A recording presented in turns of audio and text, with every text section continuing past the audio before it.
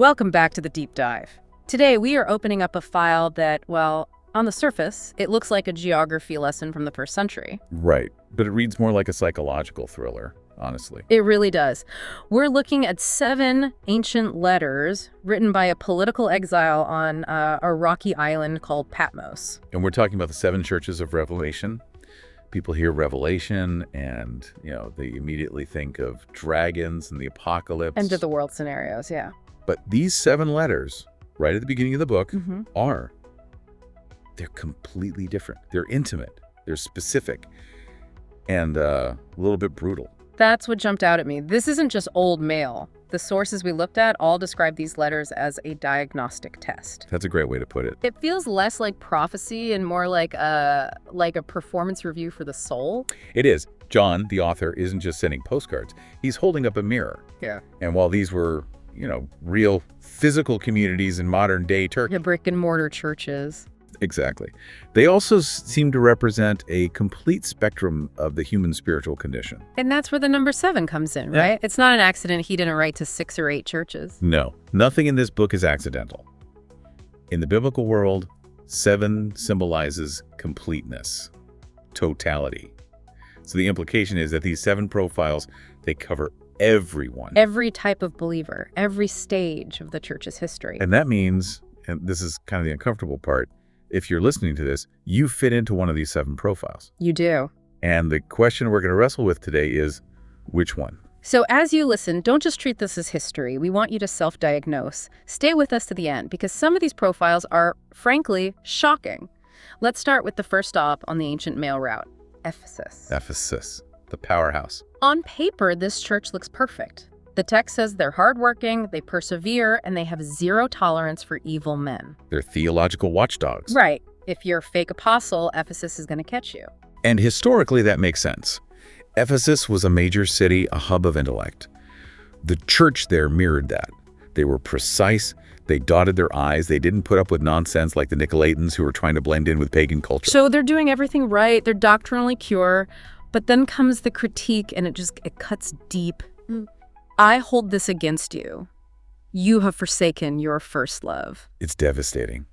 It acknowledges all their hard work and then exposes this huge gaping hole. Help me with this, though, because I think a lot of us would say, wait a minute, if I'm doing the work, keeping the doctrine pure, isn't that what love looks like in action? It is action, yes.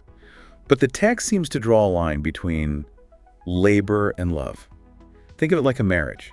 You can have a spouse who pays all the bills, does all the chores, is totally faithful. But all boxes are checked. But if there's no warmth, no affection, no real connection, is the marriage alive? It's a roommate situation. It's functional, but it's cold. It's sterile. That was Ephesus. They were busy for God, but they were no longer in love with God. And the solution isn't try harder. It says remember and repent. It's a call to go back. Do the things you did at first. It's almost romantic language. And the promise for doing that is to eat from the tree of life. A return to Eden, to that original intimacy. Exactly. Okay, so that's the busy, orthodox, but cold church. Now we travel about 35 miles north to Smyrna, and the vibe just shifts completely. Completely. If Ephesus is the corporate office, Smyrna is the battlefield. The text mentions tribulation, poverty, imprisonment. This is a church under extreme pressure. Historically, Smyrna was a center for the imperial cult. You had to worship the Roman emperor. If you were a Christian and you refused to burn that pinch of incense to Caesar, you were out. You lose your job, your social standing. You were destitute. And then there's that line about the synagogue of Satan. Which is a really loaded phrase. What's going on there? It is. And we have to be careful. It's not an anti-Jewish slur. It's a specific situation. Judaism was a legal religion in Rome. Christianity was becoming illegal. So some local religious groups were informing on the Christians to the Roman authorities. To protect themselves. Right. They were acting as the accuser, which is what the word Satan means. So these Christians are broke, betrayed, and facing prison. And yet Jesus says this incredible line, I know your poverty, but you are rich. It's the great paradox. We often think blessing is comfort or wealth. Smyrna flips that whole idea on its head. They have nothing, but they're one of only 2 churches that gets 0 criticism. No, but I have this against you. Then just do not fear. And the promise is a crown of life. Yeah, the Stephanos. It's the victor's wreath, the laurels you get for winning the games. It's a reward for endurance. It really makes you ask a tough question. Is it harder to keep your faith when you're successful, like Ephesus, or when you're suffering, like Smyrna? The letters seem to suggest that comfort is the bigger danger. Suffering refined Smyrna. Success distracted Ephesus. Speaking of dangers, let's move to the next pair, Pergamum and Thyatira, because this is where things get slippery. Right. The theme here is compromise. Pergamum first. The letter calls it the place where Satan's throne is. That's not a great tourism slogan. Not at all. There are a couple of theories. Pergamum had this massive, throne-shaped altar to Zeus on its Acropolis, but it was also the regional headquarters for emperor worship. To live there was to be constantly breathing in pagan ideology. And the text says they're holding on. They've been faithful even after someone named Antipas was martyred. So they have courage. But there's the but. They tolerate the teaching of Balaam. Right, and you need a little Old Testament context for that. Balaam was the prophet who couldn't curse Israel directly, so he taught their enemies how to corrupt them from the inside. Seduce them with pagan rituals and idolatry. Exactly. If you can't beat them, get them to join you. Oh. In Pergamum, this meant Christians were probably going to the pagan guild feasts, eating the idol food, just to keep their jobs as social connections. Trying to be culturally relevant. And ending up spiritually compromised. The line is so thin. And the promise to them is a white stone. What's that about? In the ancient world, a white stone could be a token of acquittal in a trial, or an admission ticket to a special banquet. So while they're trying to get into the world's banquets, Jesus says, I have the real ticket to the real feast. Okay, now Thyatira. It feels similar, but the note suggests it's actually the inverse of Ephesus. That's a great insight. Remember Ephesus. All truth, no love. Right. Thyatira is the opposite. The text says their works are increasing. They have love, faith, service. They're doing more now than when they started. So they're active, they're serving, they look great, but they tolerate that woman Jezebel. Another Old Testament villain. Yes, a symbolic name for a prophetess in the church who was teaching that it was okay to engage in sexual immorality and idolatry. But why would a church that's so full of love and service put up with that? Well, probably because they were so full of love. Their idea of love was a kind of unchecked tolerance. They didn't want to be judgmental. So they were so open-minded that their brains fell out. Or their spiritual discernment fell out. Thyatira shows us that you can have a huge ministry of service, but if you detach it from moral truth, the whole thing rocks from the inside. The text calls it the deep things of Satan. That's heavy. It is. It suggests real love sometimes has to say no. Okay, let's take a quick pause here. We're digging through a lot of history altars, trade guilds, Roman politics. If you're finding this kind of deep dive valuable, make sure you hit that subscribe button. It lets us know you want more of this kind of content. Absolutely. The context is everything. All right, let's move on. Reputation versus reality. We're going to Sardis. Sardis. The church that looks alive, but is dead. The zombie church. It's such a harsh diagnosis. You have a name that you are alive, but you are dead. And to get this, we have to understand the city's history, right? We do. Sardis was built on this incredibly steep, sheer cliff. It was thought to be impregnable, but it was conquered twice. And both times, the exact same way. The guards got complacent, they fell asleep, and the enemy just walked right in because nobody was watching. That's a perfect metaphor. The city fell because it was coasting on its reputation. And the church was doing the same thing. They had the name, the brand, maybe a famous history, a big building. It looked impressive from the outside. But Jesus says, I find your deeds unfinished. There was no heartbeat. It's the trap of just coasting, nominal Christianity. And the command is urgent. Wake up. Strengthen what remains.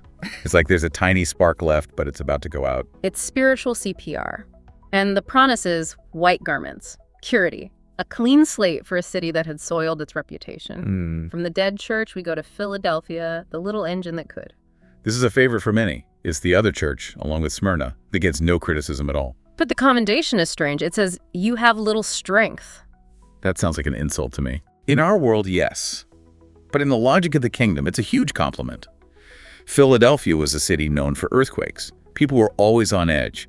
The church there was likely small, poor, not very influential. So why is little strength a good thing?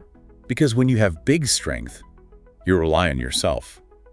When you have little strength, you are forced to depend completely on God. Their weakness was the source of their power. And because of that, they get this amazing promise. The key of David. An open door that no one can shut. It's beautiful, isn't it? The world may have shut doors on them, but Jesus says, I hold the master key. I create opportunities for you that no one can block. And then the promise. I will make you a pillar in the temple of my God. For a Philadelphian, think about that. You live in a city where buildings are always shaking, always threatening to collapse. You're always ready to run. And Jesus promises them, I will make you a permanent, unshakable pillar. You'll never have to run again. That's security for the insecure. It is. All right, we have to get to the last one, the most famous one, the punchline. THYATIRA. The one we all dread hearing about. The language is just visceral.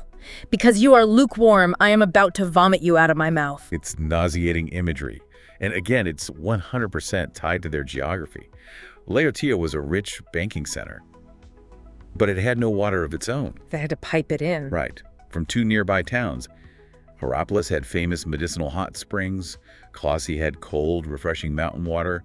But by the time the water traveled through aqueducts to Laodicea, it was room temperature, tepid. Exactly. It wasn't hot enough to heal you, and it wasn't cold enough to refresh you. It was just gross. It made you want to gag.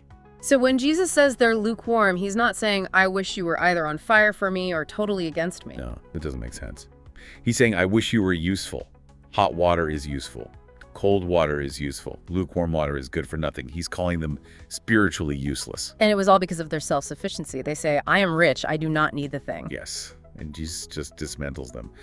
Laodicea was famous for banking, black wool, and eye salve. And what does he tell them to buy from him? Gold refined in the fire, white clothes to cover your nakedness, and salve for your eyes so you can see. He uses their own industries against them. He's saying your entire economy is spiritually bankrupt. You think you have everything, but you are wretched, pitiful, poor, blind, and naked. It's a total takedown of the ego. But then, right after this, after saying they make him sick, we get one of the most gentle, loving verses in the whole Bible.